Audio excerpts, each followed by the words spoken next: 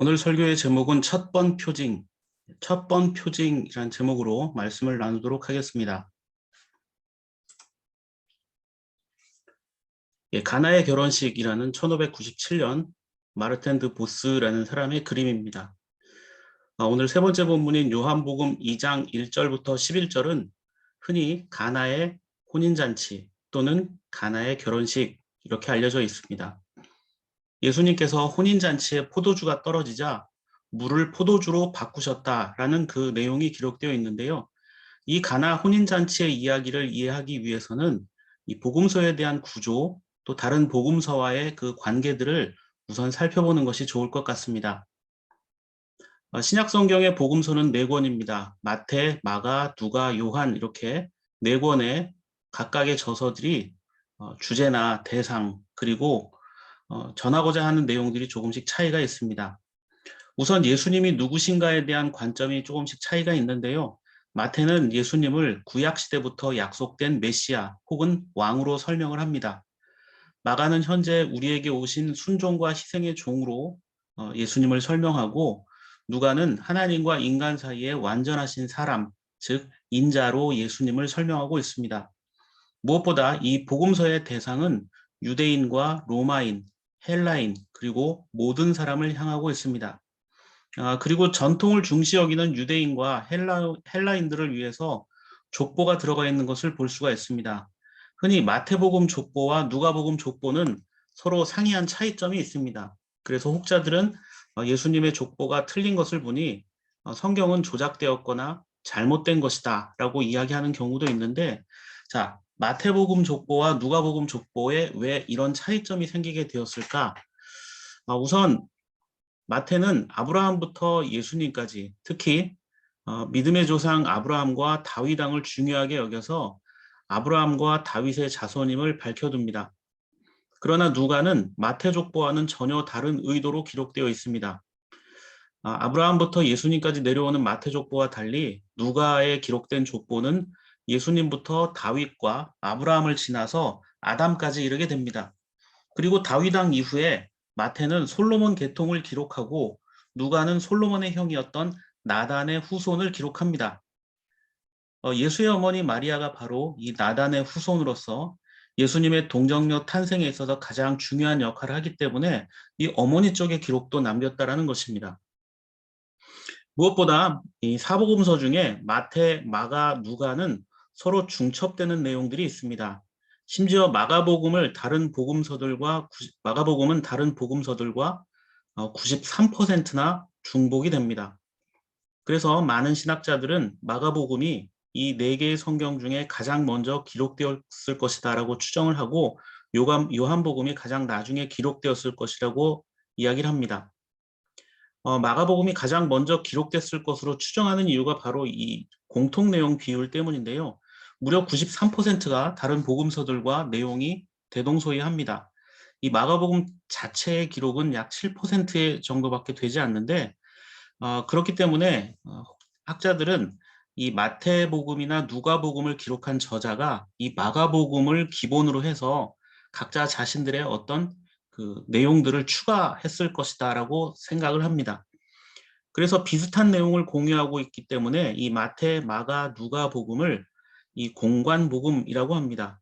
그러나 요한복음은 다른 복음서들과 중복되는 부분이 8%밖에 되지 않고 요한복음에만 등장하는 내용이 무려 92%나 됩니다. 무엇보다 요한복음은 믿음에 관한 이야기를 하고 있기 때문에 교리적이고 좀 철학적인 주제들을 담고 있어서 설명을 하지 않으면 이해할 수 없는 내용들이 조금 등장하기도 합니다. 다른 세 복음서는 어떤 역사적 사실이나 상호 간의 관계를 통해서 이해할 수 있지만, 요한복음은 요한복음 자체만의 이 독특성으로 인해서 어떤 설명 또는 연구가 필요하다는 점입니다. 마태복음 1장은 족보가 등장하죠. 그리고 예수님이 어떻게 잉태되어서 태어날 것인가에 대한 기록이 있고, 마가복음 1장은 예수님께서 세례자 요한에게 세례를 받는 장면, 그리고 제자를 부르시고 귀신을 쫓아내는 장면이 등장합니다. 누가복음 1장은 예수님의 탄생 등 역사적이고 다른 복음서와 어느 정도 교차되는 그런 내용들이 등장을 합니다. 그러나 요한복음 1장은 좀 다릅니다. 이전에 있던 공관복음의 첫 장에 나오는 내용과는 좀 확연하게 차이가 나는 게요. 요한복음 1장 1절은 이렇게 되어 있습니다. 태초에 말씀이 계셨다. 그 말씀은 하나님과 함께 계셨다. 그 말씀은 하나님이셨다. 마치 삼단론법 문항 같은 그 내용이 등장하죠. 태초에, 즉 창세 때에 말씀이 계셨고 그 말씀이 하나님과 함께 하셨고 그 말씀이 결국 하나님이셨다. 이 요한복음은 이 말씀이 곧 하나님이다. 즉 예수 그리스도께서 말씀이시고 그 말씀이신 예수 그리스도께서 바로 하나님이다. 이렇게 선포해 버립니다. 인간의 논리로는 인간의 어떤 논리적인 이해를 구하거나 역사적으로 증명이 이렇게 된다라고 말하는 것이 아니라 그냥 믿으라고 선포합니다. 그래서 요한복음에는 믿음이란 단어가 98번이나 사용된다고 합니다. 자, 여기서 말하는 말씀, 이것을 헬라어로는, 즉 그리스어로는 로고스라고 합니다.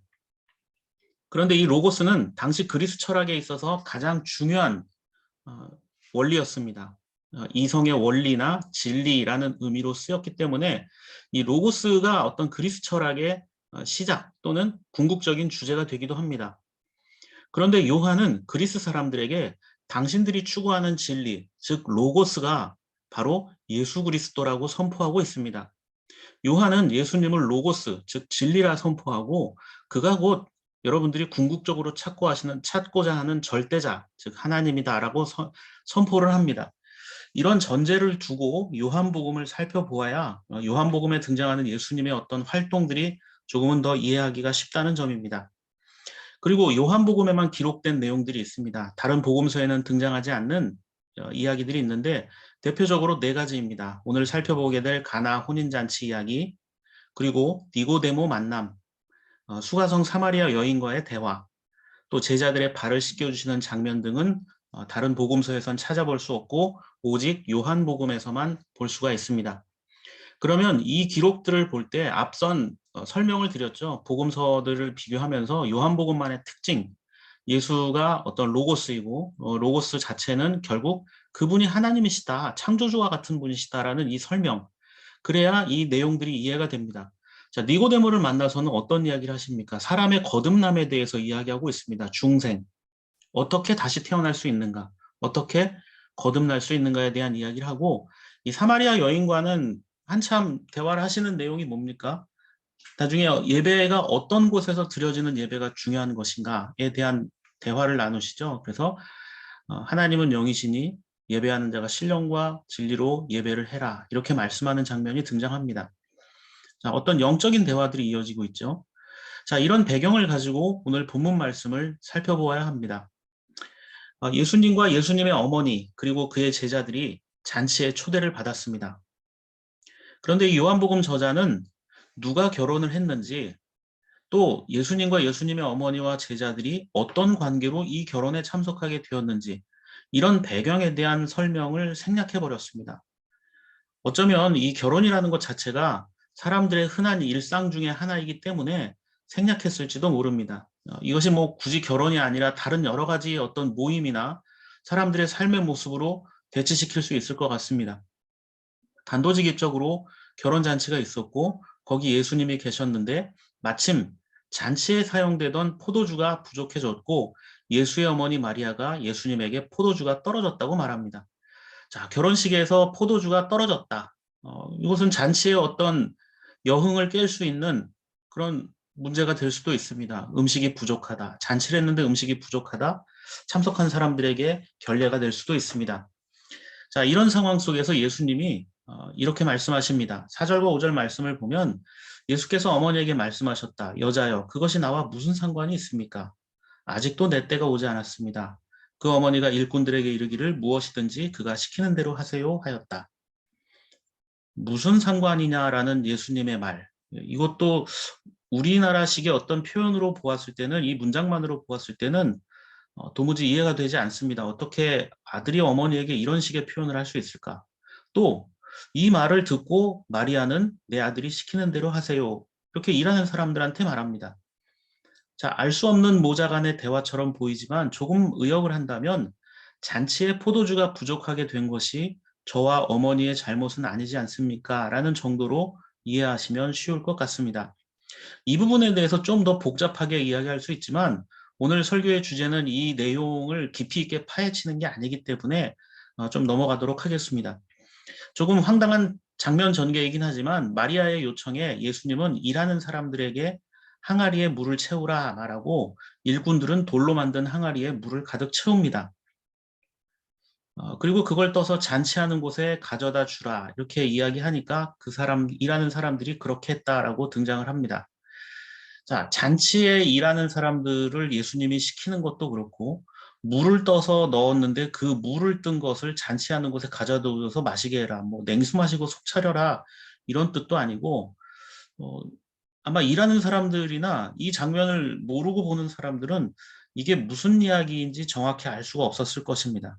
그런데 놀라운 일이 벌어집니다. 그 물이 포도주로 변화가 되었다라는 겁니다. 그리고 이걸 마신 잔치의 주관자가 신랑을 불러서 누구든지 먼저 좋은 포도주를 내놓고 손님들이 취한 뒤에 덜 좋은 것을 내놓는데 그대는 이렇게 좋은 포도주를 지금까지 남겨두었구려 하면서 칭찬을 합니다. 자, 지금까지의 내용을 보면서 여러분은 어떤 생각이 드십니까? 사람들은 물을 포도주로 바꾼 이 사건을 보면서 대략 두 가지 정도로 반응할 수 있습니다. 어떤 사람들은 야, 이건 예수님이 하나님의 아들이니까 얼마든지 일어나게 할 수 있는 기적이다라고 생각할 수 있고 또 한 경우에는 이것을 요즘도 할 수 있는 기적이라고 보기보다는 어떤 상징적인 사건으로 풀이해야 된다라고 생각할 수 있다는 겁니다. 자, 조금 확대해서 제가 해석을 하면 성경에 기록된 것처럼 병도 고치고 안 되던 사업이 되기도 하고 공부 못했는데 예수님 믿었더니 기적이 일어났다 이런 간증을 합니다. 또 다른 반응은 물이 어떻게 포도주로 변하냐 그냥 사람들이 취해서 정신이 없었거나 착각한 것이고 물이 포도주로 변했다는 건 그저 상식적으로 접근해야 한다는 주장일 겁니다. 한마디로 요즘 같은 시대에 무슨 기적이냐 할 수 있습니다. 물이 포도주로 진짜 변했다고 문자 그대로 믿을 게 아니라 이것은 상징적이고 교훈적인 기록이기 때문에 그 내용을 찾아봐야 한다라고 생각하면서 이렇게 해석할 수 있습니다. 예수님이 공식적인 활동을 시작하면서 처음 기적을 행하신 곳이 혼인잔치라는 사실은 곧 교회가 잔치집과 같아야 한다는 뜻이니 교회 다니는 것이 즐겁고 행복해야 한다. 뭐 맞는 얘기죠. 교회를 잔치집처럼 만들어야 된다. 그래서 이런저런 행사들을 참 많이 합니다. 또 물이 포도주로 변했듯이 우리도 변해야 한다. 이렇게 말할 수도 있습니다. 이것도 틀린 이야기는 아니지만 오늘 본문의 핵심은 아닙니다. 또 하인들이 예수님의 말씀에 순종한 것처럼 우리도 주님 말씀에 순종하면 우리도 포도주처럼 가치 있는 인생으로 변화될 것이라거나 항아리마다 물을 가득 채우라 했으니 열심히 전도해서 교회에 사람들이 가득 차게 만들어야 한다. 이렇게 말할 수도 있겠죠. 또는 예수님 말씀대로 살면 얼마든지 기적을 경험하는 삶을 살 수 있을 것이다. 이렇게 말할 수도 있습니다. 그리고 이거는 저도 예전에 전도사 시절에 교회 학교 어린이들에게 설교를 하면서 했던 이야기인데요. 포도주의 맛이 더 좋아졌잖아요. 그것처럼 포도주의 맛이 더 좋아진 것처럼 교회 다니는 성도들도 인간관계에 있어서 점점 더 좋은 사람이 되도록 노력하자라는 정도의 교훈도 찾을 수 있을 겁니다. 이것 말고도 얼마든지 더 많은 교훈을 말할 수 있겠죠. 그런데 제3본문의 핵심은 물이 포도주로 변한 것처럼 우리도 변해야 한다는 게 아닙니다. 여러분 성경을 읽을 때 항상 조심해야 하는 것이 있는데 바로 언제나 중심은 예수 그리스도로 가야만 합니다. 물이 변화되어 포도주가 된 것처럼 우리도 변화된 삶을 살자라는 주장은 매력적인 가르침이긴 하지만 그건 성경의 중심을 인간으로 바꾸어 버리는 인본주의적 관점입니다. 성경은 철저히 인간은 의로움과는 상관이 없는 무능력한 존재라고 주장하고 구원을 얻을 수 있는 유일한 방법은 하나님께서 일방적으로 베풀어 주시는 은총밖에 아무것도 없다는 사실을 잊지 말아야 합니다. 자, 핵심이 바로 11절입니다.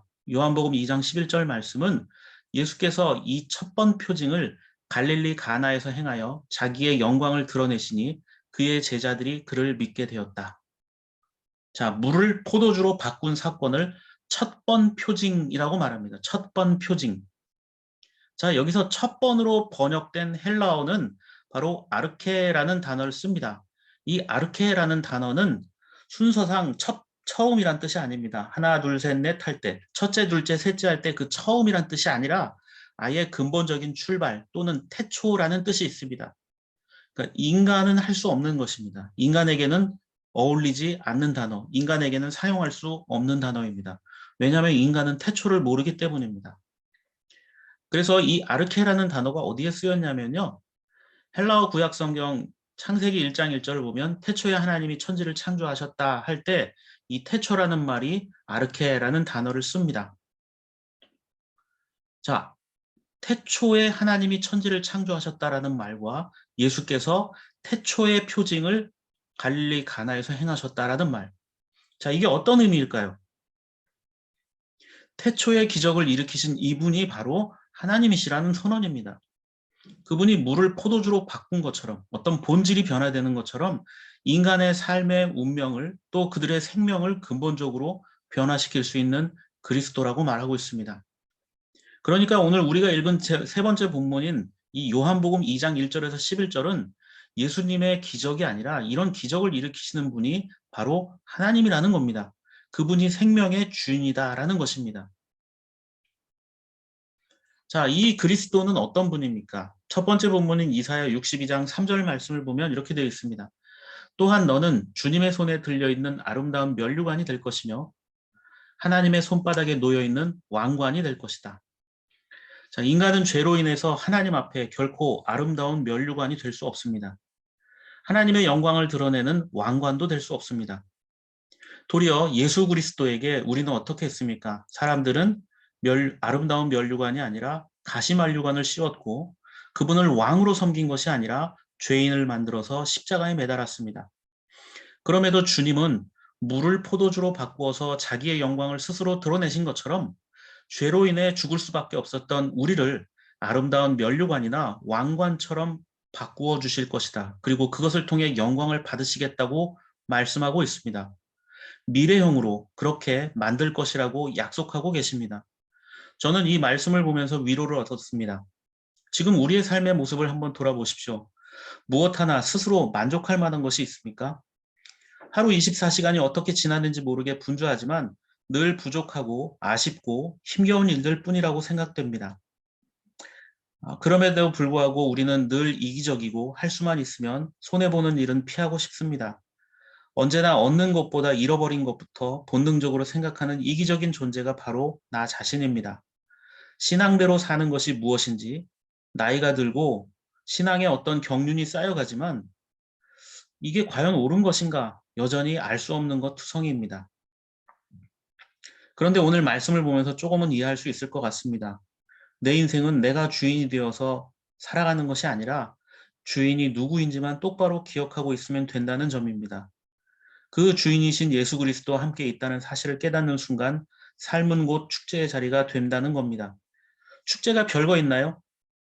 예수님은 우리를 죄의식에 사로잡히도록 하고 해야 할 것과 하지 말아야 할 것의 목록 앞에서 부담스러운 의무감으로 살게 하시는 분이 아닙니다. 가정주부들이 밖에 나가서 외식할 때 제일 기분 좋은 게 뭐라고 합니까? 집에서는 여러 가지를 내가 차려야 하지만 남이 차려주는 음식을 먹는 게 기분이 좋다라고 이야기하지 않습니까? 뭔가 내가 책임져야 하고 내가 손수수고를 해야만 할 수 있는 것들로부터 벗어나는 것. 저는 잔치가 그런 것들이라고 생각을 합니다. 처벌의 두려움이나 지옥의 형벌이 무서워 오늘을 누리지 못하도록 하는 이러한 신앙은 가짜 신앙입니다. 내 마음에 들지 않는다고 해서 그 사람이 마치 하나님께 버림받은 존재인 것처럼 여긴다. 이건 역시도 잘못된 생각이라는 것입니다. 우리 삶에 아무리 많은 준비를 하고 계획을 세운다 한들 그것이 영원한 만족을 줄 수 없음을 깨달아야 합니다. 우리가 계획한 대로 되는 일이 단 한 건이라도 제대로 있습니까? 인간이 빚어내는 이 포도주 그리고 잔치는 시간이 지나면 사라질 것들이고 유한한 것들입니다. 그리고 그 기쁨이라는 것 역시 잠정적인 것들 뿐입니다. 그러나 예수님께서 내 삶의 주인이라는 사실, 그리고 주님께서 우리에게 주시는 그 사랑과 기쁨과 만족은 영원한 것이고 차원이 다른 것입니다. 그렇기 때문에 예수 그리스도를 우리의 주인으로 섬기는 자들은 이 세상에서 힘을 낼 수 있고 희망을 갖고 살아갈 수 있습니다. 주님을 그리스도로 고백하고 우리에게 주어지는 매일매일의 삶과 또 만나는 모든 사람들을 바로 하나님께서 우리에게 주시는 축제의 선물이라는 사실을 깨닫고 살아갈 수 있는 저와 여러분들의 삶의 모습이 되기를 바랍니다.